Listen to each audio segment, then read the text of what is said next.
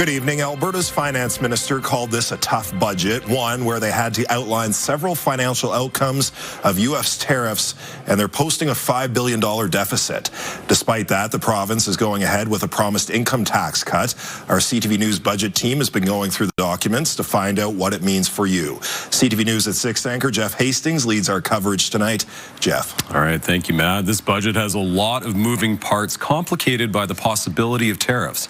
The budget estimates just over $74 billion in revenue. Spending is pegged at more than $75 billion, and that's before adding $4 billion for contingencies and disaster assistance.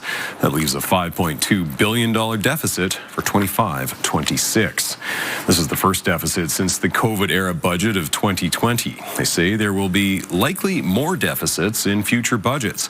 Right now, the focus is on trying to plan for what may come in just a few days. Alberta Skalski joins us now live at the legislature with more on the tariff scenarios laid out by the province today. Shay, how's the province planning for this?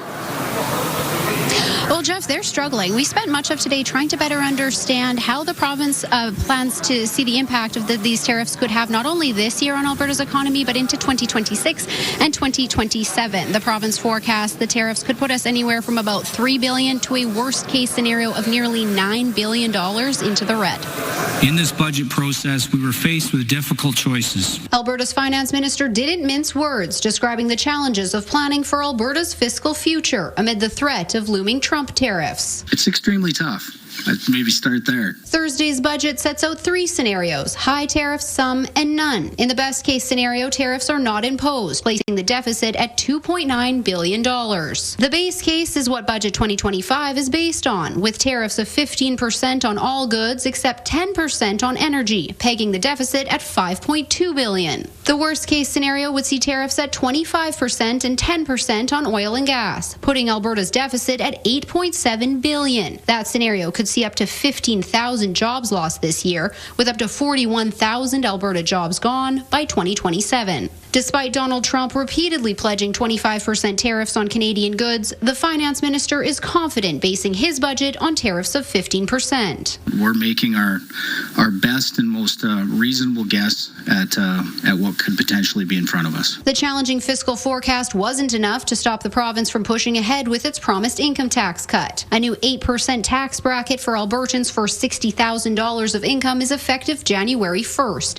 saving every Albertan about $750 a year and costing the province $1.2 billion. We think it's important right now to provide them with some affordability tools. Unfortunately, cutting tax rates at the lower income level has very little effect on those types of incentives. Cutting middle and upper income tax rates have a lot more bang for its buck. Tegan Hill of the Fraser Institute welcomes the tax relief, but says there are more effective ways to grow the economy. Others say the province's plan isn't based in reality. That's irresponsible.